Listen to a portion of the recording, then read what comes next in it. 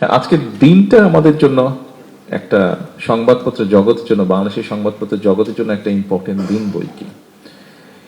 এই দিনে, আজকের এই দিনে বাংলাদেশের সকল সংবাদপত্র একসময় বন্ধ করে দেওয়া হয়েছিল। হাতে গোনা মাত্র 4টি সংবাদপত্র ছিল। সেখান থেকে আজকে আমরা এতগুলো সাংবাদিক ভাইদের সাথে আমরা কথা বলছি। তার মানে একটা জিনিস প্রমাণিত হয়েছে যে এখন সংবাদপত্রের যে টুটি চেপে ধরা হয়েছিল সেটি অন্তত এখন নেই এই মুহূর্তে। এটা 1 নম্বর বিষয়। 2 নম্বর বিষয়, এই যে সংবাদপত্রের যে আমরা যেটা বলি মাল্টিপ্রেসি ডেমোক্রেসি, যেভাবে সংবাদপত্রের স্বাধীনতাকে কেড়ে নেওয়া হয়েছিল, মাত্র 4টা সংবাদপত্রকে সব বন্ধ করে দিয়েছিল। একই সময় আমরা দেখেছি বাংলাদেশের সব রাজনৈতিক দলকে বন্ধ বিলুপ্ত করে বাকশাল নামে একটা দল গঠন করা হয়েছিল। এবং পরবর্তীতে আমরা দেখেছি শহীদ রাষ্ট্রপতি জিয়া রহমান যখন দেশ পরিচালনার দায়িত্ব পেলেন, উনি যেরকম বহুদলীয় গণতন্ত্র চালু করলেন, একই সাথে সংবাদপত্রের উপর থেকে যে রেস্ট্রিকশন ছিল সেটাও তুলে নিলেন। পরবর্তী সময় কি হয়েছে, কতটুকু হয়েছে, এটা আপনাদের কথা থেকেও বেরিয়ে এসেছে। আমি আজকে আরো 2-1টি কথা আমার মনে হয় বলা উচিত, না বললেই নয়। যেটা আমি অলরেডি বলেছি, আবারও আমি তুলে ধরতে চাইছি। বিগত 1 যুগেরও বেশি সময় ধরে এই দেশের মানুষ তাদের গণতান্ত্রিক অধিকার বা রাজনৈতিক অধিকার ফিরে পাবার জন্য বিভিন্নভাবে রাজপথের আন্দোলনে ছিল তারা। এবং সেই আন্দোলন স্বাভাবিকভাবেই রাজনৈতিক দলগুলি এই আন্দোলনগুলোকে পরিচালনার নেতৃত্ব দিয়ে থাকে। এবং পৃথিবীর সব ইতিহাসে দেখা গিয়েছে একসময় গিয়ে দলমতে নির্বিশেষে সব স্তরের মানুষ এইটাতে নেমে আসে, সেটা রাজনৈতিক দলের নেতৃত্বে হোক অথবা সামাজিক আন্দোলনের রূপেই হোক। একটা সময় মানুষ নেমে এসে যখন অত্যাচারের মাত্রা খুব বেশি বেড়ে যায়। এবং 5ই আগস্ট তার আগে দিয়ে এরকমই ঘটনা ঘটেছিল এবং 5ই আগস্ট সেটা একটা পরিপূর্ণতা লাভ করেছিল। তার আগে পর্যন্ত দীর্ঘ 17 বছর যেই সময়টা মানুষ তার অধিকার আন্দোলনে নিজেকে নিয়োজিত রেখেছিল, আমরা দেখেছি বিএনপি বিটে আপনারা যারা কাজ করেছেন বহু বছর ধরে, আমার দলের নেতাকর্মী যেমন টিয়ার গ্যাসের সেলের যে টিয়ার গ্যাস সেটির যন্ত্রণায় যেরকম কাতরিয়েছে, আপনারাও কিন্তু আমাদের নেতাকর্মীর পাশাপাশি আপনারাও সেরকম যন্ত্রণায় কাতরিয়েছেন। এরকম অনেক ঘটনা ঘটেছে যে তৎকালীন আইন শৃঙ্খলা বাহিনী একটি জায়গা ঘিরে ফেলেছে যেখান থেকে আমাদের অনেক নেতৃত্বকে বা আমাদের কোনো প্রচন্ড অ্যাক্টিভ কোনো কর্মীকে তুলে নিয়ে যাবে। বিএনপি পিঠের সাংবাদিকদের কারণে এরকম অনেক নেতৃত্ব বা অনেক অ্যাক্টিভ কর্মী সেদিন রক্ষা পেয়েছিল, সে অ্যারেস্ট হওয়া থেকে রক্ষা পেয়েছিল। আপনারা সহযোগিতা করছেন। আগে সুযোগ হয়নি, এত বছর সুযোগ হয়নি, আজকে আপনাদের সাথে সামনাসামনি কথা বলার বা বসার সুযোগ হয়েছে এই অনুষ্ঠানে। আমি আমার দলের নেতাকর্মীদেরকে তাদের বিপদের সময় এই সহযোগিতা করার জন্য এবং তাদের অত্যাচার নির্যাতনের কাহিনী শত বাধা বিপত্তির মধ্যেও যতটুকু সম্ভব হয়েছে তুলে ধরার জন্য এবং একই সাথে তাদের পাশাপাশি থেকে সেই একই কষ্ট আপনারাও ভোগ করেছেন, সেই কষ্ট আপনারা ভোগ করেছেন, এই সকল কিছু মিলিয়ে আমার অবস্থান থেকে আমি আন্তরিকভাবে আমার দলের পক্ষ থেকে আপনাদের ধন্যবাদ জানাতে চাই। প্রিয় সাংবাদিক ভাইরা, আপনারা যেরকম কথা প্রসঙ্গে কেউ কেউ বললেন যে আপনাদের এই বিষয়টি প্রয়োজন বা ওই বিষয়টি প্রয়োজন বা এটা করা উচিত ওটা করা উচিত, একইভাবে আপনাদের বিষয়গুলো অবশ্যই আমাদের অবস্থান থেকে যতটুকু সম্ভব নিশ্চয়ই আমরা সেটা অ্যাড্রেস করব। বাট এখানে একটি কথা আছে, আমি তখন বলেছিলাম যে আসুন আমাদের নিজের চিন্তা কিছুটা আমরা পরিবর্তন করার চেষ্টা করি। হ্যাঁ, আমার সাথে হয়েছে, আপনি এখন প্রতিশোধ নিলেই কি আপনার সেটা আপনি ফেরত পাবেন বা একদম আগের মতন হয়ে যাবে? হবে না। তাহলে আমরা আমাদের সেই মাইন্ডসেট থেকে বেরিয়ে এসে ঠিক আছে আমরা কি করতে পারি, দেশের জন্য, সমাজের জন্য, মানুষের জন্য কি করতে পারি, পারি বা পারি না পারি সেটা হচ্ছে পরের ব্যাপার, অন্তত চেষ্টা তো করতে পারি, আমরা সাকসেসফুল হওয়া পরের ব্যাপার। অন্তত এই মাইন্ডসেট নিয়ে আমরা কেন সামনের দিনে এগোই না? আমরা যখন খাচ্ছিলাম, আমি আপনাদেরই কয়েকজন সহকর্মীর সাথে আমার টেবিলে বসে আমি খাচ্ছিলাম এবং তখন আমি আমার কতগুলো কথা আমি তুলে ধরছিলাম। আমরা একটি ব্যাপারে সবাই কনসার্ন। আপনারাও আপনাদের পত্রিকায় প্রায় এরকম নিউজগুলো আসে, দেখি। যেমন ধরেন আমাদের ইয়াং জেনারেশনের মধ্যে একটা প্রবলেম দেখা দিয়েছে, হয়তো বিশ্বব্যাপী কম বেশি আছে, আমাদের এখানেও খুব আছে, সেটা হচ্ছে ড্রাগের প্রবলেম। এখন আপনি কতজনকে ধরবেন, কতজনকে চিকিৎসা দেবেন, কতজনকে আপনি কাউন্সিল করবেন, সবকিছুতে একটা রিসোর্সের লিমিট আছে, ক্যাপাবিলিটি আছে, ক্যাপাসিটি আছে। তাহলে বিষয়টিকে আর অন্য কিভাবে অ্যাড্রেস করা যায়? বিষয়টিকে হয়তো অ্যাড্রেস করার আরো কিছু উপায় আছে। আমি যা যা তখন খাবার টেবিলে যে কয়েকজনের সাথে আলাপ করছিলাম, আমি এখন সামগ্রিকভাবে সবার সামনে তুলে ধরতে চাইছি। আমি আমার চিন্তাটা আপনাদের সামনে তুলে ধরছি। এই সুযোগ তো সবসময় পাবো না, সেজন্য আজকে তুলে ধরছি সংক্ষিপ্তভাবে। দেখুন, ব্যাপারটাকে আমাদের অবশ্যই অ্যাড্রেস করতে হবে যে এই সমস্যা থেকে কিভাবে আমাদের ভবিষ্যৎ প্রজন্মকে বের করে নিয়ে আসবো। কিন্তু এই চিন্তার পাশাপাশি বা এই সমস্যা থেকে বের হওয়ার পাশাপাশি আরেকটাও বিষয় আছে যে আমার ভবিষ্যৎ প্রজন্মকে তো আমার সঠিকভাবে গড়ে তুলতে হবে তাদেরকে, যাতে তারা ভবিষ্যতে এই দেশটাকে গড়তে পারে, সামনে নিতে পারে, গড়ে তুলতে পারে। একটা ছেলে বা মেয়ে যেই হোক না কেন, 15 বছর বা 18 বছর বা 20 বছর বা 22 বছর বা 25 বছর, এই আমরা সবাই এই স্টেজটা পার হয়ে এসেছি। এই সময় একটা মানুষের শারীরিক বা মানসিক যে এনার্জিটা থাকে, সেই এনার্জিটা তাকে বার্ন করার একটা এভিনিউ দিতে হবে, একটা স্কোপ দিতে হবে, সেই সুযোগ তাকে ক্রিয়েট করে দিতে হবে। আমরা ঢাকা শহর সহ বাংলাদেশে যেখানেই তাকাই না কেন, কয়টি খেলার মাঠ আছে, অর্থাৎ আমাদের যারা এখন এসবের মধ্যে ইনভলভ হয়ে যাচ্ছে অথবা সারাদিন সোশ্যাল মিডিয়ার মধ্যে আছে, বুঝেই হোক না বুঝে হোক, ভালো মন্দের মধ্যে পার্টিসিপেট করে ফেলছে, খেলার মাঠ সব বন্ধ। ছেলে হোক মেয়ে হোক উভয়ের জন্য খেলার মাঠ বলতে গেলে নেই কোথাও। আচ্ছা, তারপরে আপনি যতই শিক্ষিত হন, আপনার মধ্যে যদি কালচার না থাকে, আপনি কি সিভিলাইজড দাবি করতে পারবেন না? নিজেকে অসম্পূর্ণ রয়ে যাচ্ছে। আপনার শিক্ষা যে বিকাশ, সেটা আপনি সম্পূর্ণভাবে ফুটে দিয়ে তুলতে পারবেন না যদি আপনার মধ্যে কালচার না থাকে। এর বাইরেও দেখুন, এই যে এনার্জিটা আছে ইয়াং জেনারেশনের মধ্যে, যে এনার্জিটা আছে মানসিক বা শারীরিক, এটা তাকে এইটা বার্ন করার জন্য তাকে তো ইনোভেশনের স্কোপ দিতে হবে। আমরা সেই জন্যই যেটি আমরা করছি, সেই জন্যই আমরা করার চেষ্টা করছি। আপনারা দেখেছেন যে নতুন কুড়ি আমরা স্পোর্টস চালু করেছি। একই সাথে কিন্তু গত সপ্তাহে একটা ইভেন্ট হয়ে গেল সারা বাংলাদেশে, এডুকেশন ডিপার্টমেন্ট থেকে হয়েছিল। যেমন আমি তখন কথা প্রসঙ্গে বলছিলাম যে যখন আমরা ছোট ছিলাম, আমি যখন স্কুলে কলেজে পড়তাম, তখন পত্রিকা খুললে দেখা যেত যে বিভিন্ন স্কুলের মধ্যে কালচারাল শো হচ্ছে, বিভিন্ন স্কুলের মধ্যে স্পোর্টস কম্পিটিশন হচ্ছে, ডিবেট হচ্ছে বা সায়েন্স ফেয়ার হচ্ছে। কিন্তু এখন পত্রিকা খুললে এরকম নিউজটা খুব একটা চোখে পড়ে না। কালচারাল শো মানে হয় 16 ডিসেম্বর হতে হবে স্কুলে কালচারাল শো, বা কলেজে কালচারাল শো, অথবা 21শে ফেব্রুয়ারি হতে হবে, অথবা 26শে মার্চ হতে হবে, এরকম হতে হবে। কেন এটা সারা বছর হতে পারে না? সবে বরাত, সবে কদর আসলেই কেরাত প্রতিযোগিতা হবে, কেন এটা সারা বছর হতে পারে না? শীত আসলে স্পোর্টস হতে হবে, কেন এটা সারা বছর হতে পারে না? কোন একটা ইভেন্ট, যা ওয়ার্ল্ড ইভেন্ট হলে আচ্ছা ঠিক আছে, গুটি সংখ্যক কিছু জায়গায় সায়েন্স ফেয়ারের মতন ইনোভেশনের সর্ট অফ কিছু প্রোগ্রাম হলো, কেন এটা সারা বছর হবে না? আমরা এই জিনিসগুলাই শুরু করতে চাইছি। আমরা যদি আমাদের ভবিষ্যৎ প্রজন্মকে সুন্দরভাবে গড়ে তুলতে চাই, এর মধ্যে নিশ্চয়ই আপনারা দেখেছেন যে আমাদের যে ইলেকশন ম্যানিফেস্টো ছিল, সেখানে আমরা শিক্ষার ব্যাপারে বলেছি যে আমরা বিভিন্ন রকম কারিকুলাম বলুন, বিভিন্ন রকম তাদের ভোকেশনাল ট্রেনিং বলুন, বিভিন্ন ল্যাঙ্গুয়েজ বলুন, আমরা এগুলো ইন্ট্রোডিউস করতে চাচ্ছি। এর মধ্যে কয়েকটি মোটামুটি ভাবে আমরা শুরু করতে পেরেছি। যেমন স্পোর্টসের বিষয়টা আমরা এর মধ্যে শুরু করে ফেলছি। মাত্র 7-8 দিন আগে, এটা গত 1 মাস ধরে হয়েছে, এটার ইভেন্টটা, মেইন ইভেন্টটা হবে 20 তারিখে, না? আর্মি স্টেডিয়াম হবে। হ্যাঁ, আর্মি স্টেডিয়ামে হবে। কিন্তু মোটামুটি ভাবে কোর্সটা কমপ্লিট হয়েছে, সব জেলায় জেলায় হয়েছে, বিভিন্ন স্কুলের মধ্যে, বাচ্চাদের মধ্যে প্রায় 22 লক্ষ বাচ্চা, ছেলে মেয়ে মিলে মোটামুটি 11 লক্ষ এরকম পার্টিসিপেট করেছে। কিন্তু এত বড় একটা ইভেন্ট হয়ে গেল, এত লক্ষ লক্ষ বাচ্চা পার্টিসিপেট করলো, এটা কিন্তু বাংলাদেশের সংবাদপত্রে কোনো অ্যাপ্রিসিয়েশন দেখলাম না আমরা, বা নিউজটার কাভারেজে আমরা দেখলাম না। আমি আপনাদেরকে বলছি না, আমি ওভারঅল জিনিসটা বলছি যে আমাদের দেখলাম না আমরা এটা। তো এটা তো এখানে কি শুধু বিএনপি যারা করে তাদের ছেলেমেয়েরাই এখানে পার্টিসিপেট করেছে তা তো না। এখানে দলমত নির্বিশেষে নন পলিটিক্যাল সব রকম মানুষের ছেলেমেয়েরা পার্টিসিপেট করেছে।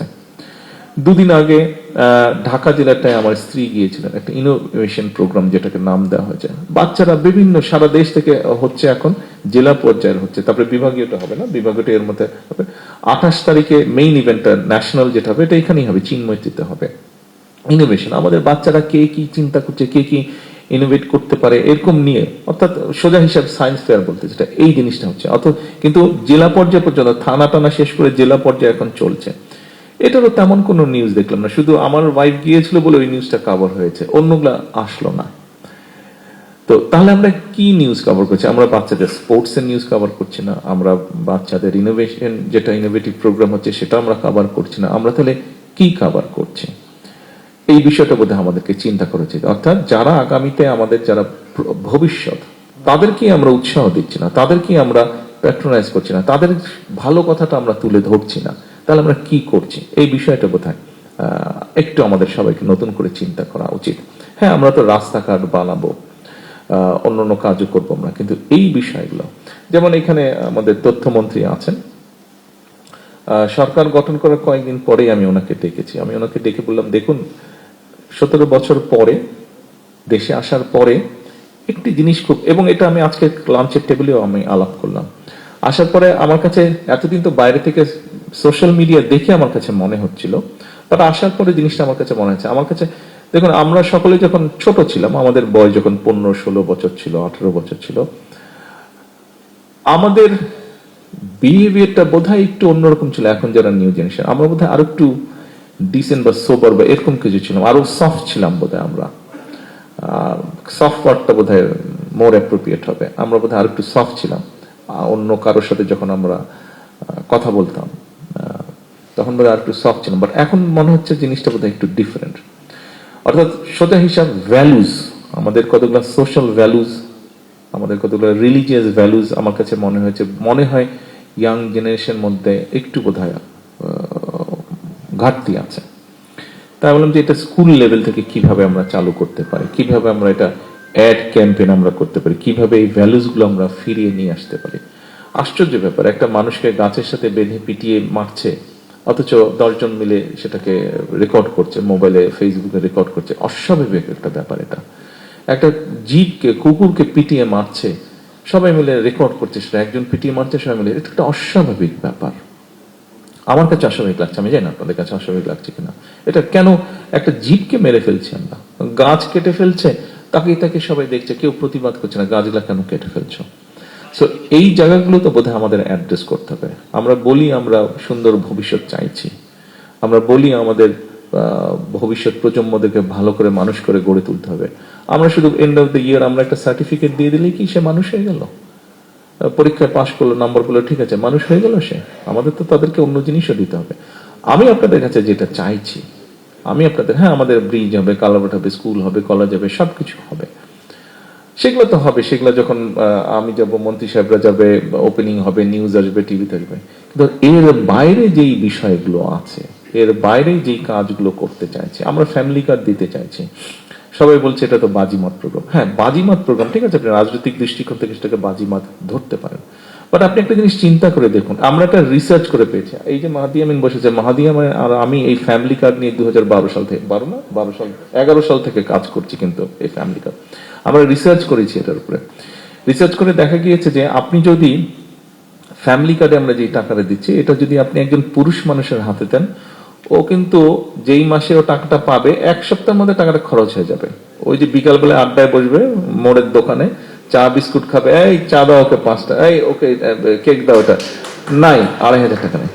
বাট রিসার্চ যেটা বলে, আপনি যদি এটা কোনো একজন মহিলা গৃহিণীর হাতে দেন, সে কিন্তু খুব হিসাব করে খরচ করবে। প্রথমেই সে তার ফ্যামিলির জন্য যেটা ইম্পর্টেন্ট জিনিস, ওষুধ, ছেলেমেয়ের বই খাতা হোক, বা শিক্ষার ব্যবস্থা হোক, বা একটু বেটার ফুড হোক, এই জিনিসগুলো সে চিন্তা করবে।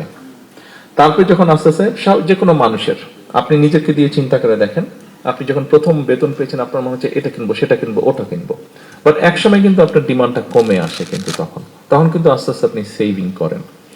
ঠিক একইভাবে এখানেও কিন্তু মহিলা কিন্তু এক পর্যায়ে কিন্তু সেভিং করবে, যতই খরচ হোক ওখান থেকে সেভিং করবে। এবং সেভিংটা সে কি করবে? ডেফিনেটলি আপনি ফ্যামিলি কার্ডের মাধ্যমে যাদেরকে আপনি সহযোগিতা করছেন, বেনিফিটটা দিচ্ছেন, এরা নিশ্চয়ই সিঙ্গাপুর, দুবাইতে টাকা পাচার করবে না। ও সেভিংটা করবে এবং সেভিংটা করার ফলে ও আস্তে আস্তে যখন একটা সেভিং হবে ও কিন্তু তখন ওর ছোট্ট নিজের একটা বিজনেস হয়তো চালু করবে, ঠিক আছে, 10টা মুরগি 5টা ছাগল এরকম পালবে। এবং ওই টাকা দিয়ে ও কোথায় খরচ করবে? ওই টাকাটা ও খরচ করবে ওর বাচ্চার জন্য একটা নতুন ড্রেস কিনবে, অথবা অর্নামেন্টের গয়না কিনবে, অথবা চিপস কিনবে।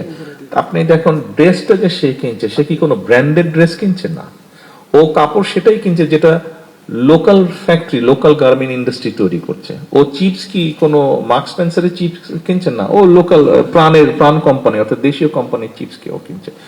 ও অর্নামেন্টাল যেটা কিনবে ও কি কোনো ব্র্যান্ডেড অর্নামেন্টাল কিনবে? তা না, ও দেশীয় ছোট ছোট জুয়েলারি ফ্যাক্টরি যারা আছে, অর্নামেন্ট বানায়, যারা আর্টিফিশিয়াল অর্নামেন্ট বানায়, এই সেটা কিনবে সে। অর্থাৎ এই টাকাটা কিন্তু লোকাল ইন্ডাস্ট্রিতে যাচ্ছে। অর্থাৎ আপনি চিন্তা করে দেখুন, একটা গ্রামে যদি আপনি 300, একটা গ্রামে যদি 300 মহিলাকে আপনি 2,500 টাকা মাসে দেন, তাহলে 300 ইন্টু 2,500 কত হচ্ছে? 7,50,000 টাকা। এখন 7,50,000 টাকা যখন এক মাসে যাচ্ছে একটা গ্রামে, ওখানে যেই স্টোরটা আছে, it can B A grocery shop, মুদির দোকান ধরে, সেই মুদির দোকানে যখন মাসের প্রথম সপ্তাহে 300 জনের মধ্যে যদি এখন মোটামুটি ভাবে এক একজন মানুষ এবারে যদি প্রতিদিন সে 50 থেকে 100 টাকা স্পেন্ড করে, তখন কিন্তু ওই স্পেন্ডিংটা তার বেড়ে যাবে। অর্থাৎ ওই মুদির দোকানের সেলটা কিন্তু বাড়বে, তার বেশি পরিমাণ চিপসের প্যাকেট যাবে, তার বেশি পরিমাণ অন্য অন্য দ্রব্য বিক্রি হবে। এখন হয়তো সে নিজেই দোকানটা চালায়, কিন্তু যখন 300 জন মানুষ এসে প্রতি মাসে 1,000 টাকা এক্সট্রা স্পেন্ড করবে ওখানে, তখন কিন্তু ওই মুদির দোকানদারের একটা কর্মচারী রাখতে হবে, অথবা 2টা কর্মচারী রাখতে হবে। তার মানে কি দাঁড়াচ্ছে? ও কিন্তু দুজনের কর্মসংস্থান হলো। এইভাবে আমাদেরকে জিনিসটা চিন্তা করতে হবে। আমরা জিনিসটাকে এভাবে চিন্তা করি। আরো ডিটেল ব্যাপার আছে, আমি ওটাতে গেলাম না অত। এভাবে ঠিক একইভাবে ফার্মার্স কার্ডের ক্ষেত্রেও কিন্তু জিনিসটা এরকমই হচ্ছে। অর্থাৎ যেটা আমরা চাইছি যে গ্রামীণ যে মানুষ আছে, আমাদের প্রায় 75% মানুষ গ্রামে বসবাস করে। এই যে রুরাল মানুষ যারা আছে, এরা ইকোনমিক ভাবে যাতে এম্পাওয়ার্ড হয়, কিছুটা এদের মেরুদণ্ড, অর্থনৈতিক মেরুদণ্ড যাতে স্ট্রেনদেন হয়। বিকজ এখানে আমার জন্য এটা করা ইজি অ্যাজ এ গভর্নমেন্ট হিসেবে, এবং করাটা মোর সেফ। ওই যে বললাম প্রথমে যে এই টাকাটা কিন্তু পাচার হচ্ছে না, এই টাকাটা ভেরি মাচ আমার ইকোনমির মধ্যে রয়ে যাচ্ছে, এবং ইনডাইরেক্টলি আমার দেশীয় যে ইন্ডাস্ট্রিগুলো আছে সেগুলোকে যাতে আমরা সাপোর্ট দিতে পারি, আমরা ইনসেন্টিভ দিতে পারি। আমরা ঠিক আছে আলাদা ফান্ড ক্রিয়েট করে, যেটা অলরেডি করা হয়েছে, 60,000 কোটি টাকার একটা ফান্ড করা হয়েছে বাংলাদেশ ব্যাংক থেকে বিভিন্ন ইন্ডাস্ট্রিকে সাপোর্ট, সেটা করা যেতে পারে। কিন্তু তারপরেও আপনার পারচেজিং পাওয়ার যদি মানুষের না বাড়ে, তাহলে তো আপনি ইন্ডাস্ট্রি করেন যেটাই করেন, তাহলে তো চলছে না কোনো কিছু। তো মানুষের পারচেজিং পাওয়ার আমার বাড়াতে হবে, এবং এইভাবেই আমরা সেটা ইকোনমিক্যাল গ্রোথ করতে চাচ্ছি।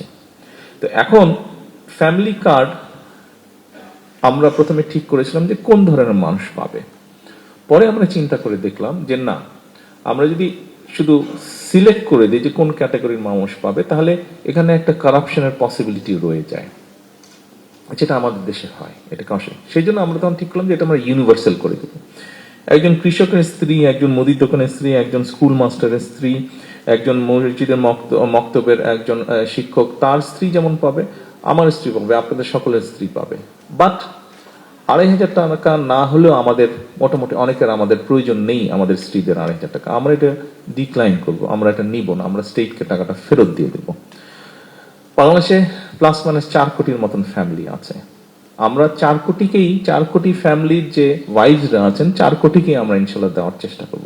বাট আমাদের হিসাব বলে 1.5 কোটির মতন ফ্যামিলির প্রয়োজন হবে না এটা, অর্থাৎ 1.5 কোটির রিসোর্স কিন্তু স্টেটের কাছে ফেরত আসছে। সো জিনিসটাকে আমরা বেটার ভাবে আর ইউটিলাইজ করতে পারবো। আপনারা এর মধ্যে কিছু কিছু জায়গায় নিউজ করেছেন যে হ্যাঁ ফ্যামিলি কার্ড ঠিক মতন দেওয়া হচ্ছে না, যার প্রাপ্য না সেও পাচ্ছে। ব্যাপারটা কিন্তু এরকম না। গ্রাম পর্যায়ে হ্যাঁ, যে একটু ওয়েল অফ সে হয়তো পেয়েছে, সে হয়তো এক টাইমে পাবে, সে হয়তো 3 মাস পরে পাওয়ার কথা এখন পেয়ে গেছে। ঘাপলাটা এখানে হচ্ছে, কারণ ওরা যেই বেসিসে জিনিসটা করছে, যে ইনফরমেশনের ভিত্তিতে করছে, সেখানে কিছুটা গন্ডগোল আছে। সেই জন্যই আমরা বারে বারে বলছি পাইলট প্রজেক্ট, এগুলাকে কোথায় কি এরার্স হচ্ছে এগুলাকে চেক করে, যাতে যখন আমরা ইনশাল্লাহ এই বছর থেকে, এই জুলাই মাস থেকে আমরা নেক্সট 1 বছরের জন্য প্রায় 41,20,000 ফ্যামিলিকে আমরা পৌঁছে দিব, এটাতে যাতে আমাদের ভুল ভ্রান্তিটা আরো কম হবে ভুল ভ্রান্তি কিছু, তারপর যাতে কম হয়, সেই জন্য আমরা গত 3 মাস পাইলট প্রজেক্ট রান করেছি। আপনাদের সামনে এরকম বললে অনেক লম্বা হয়ে যাবে কথাগুলো, তো যেই মূল কথাটা বলতে চাইছি, কিন্তু কিন্তু সংসদেও যেতে হবে আমাকে। হ্যাঁ,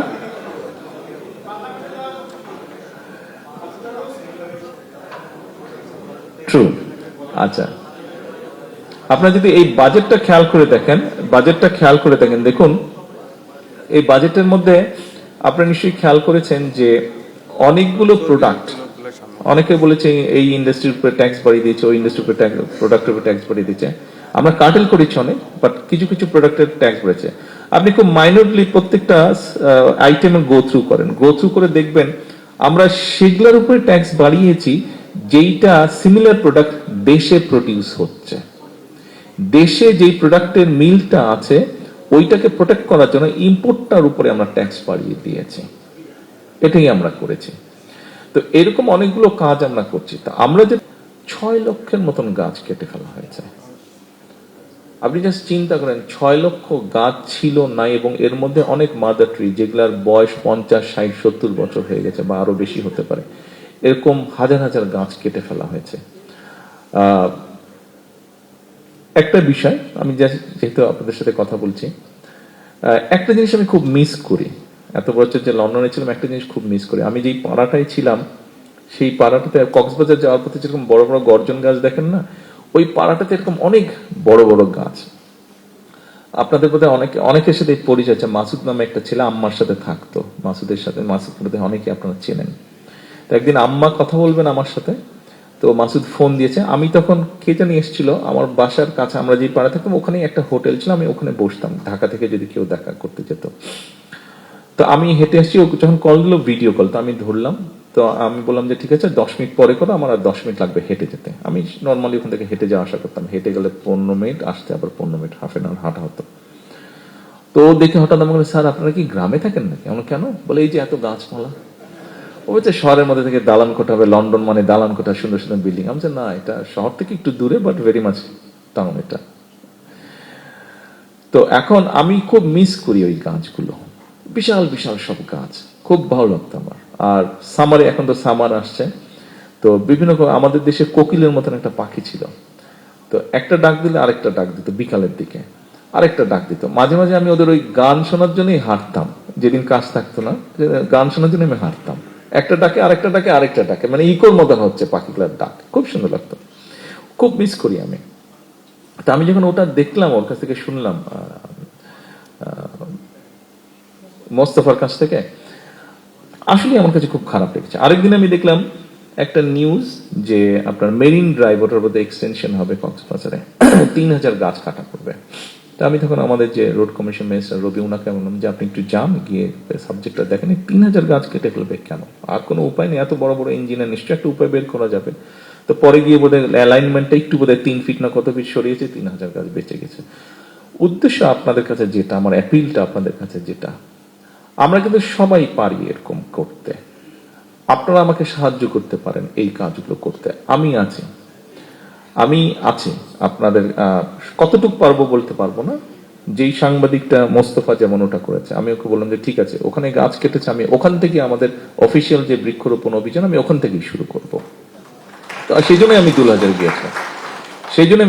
গিয়েছিলাম, যে আমি ওখান থেকেই শুরু করবো। ওই জায়গায় আমার জিতটা হয়েছে, যে গাছগুলো কেটেছে, গাছগুলো আবার ইনশাল্লাহ লাগাবো আমরা।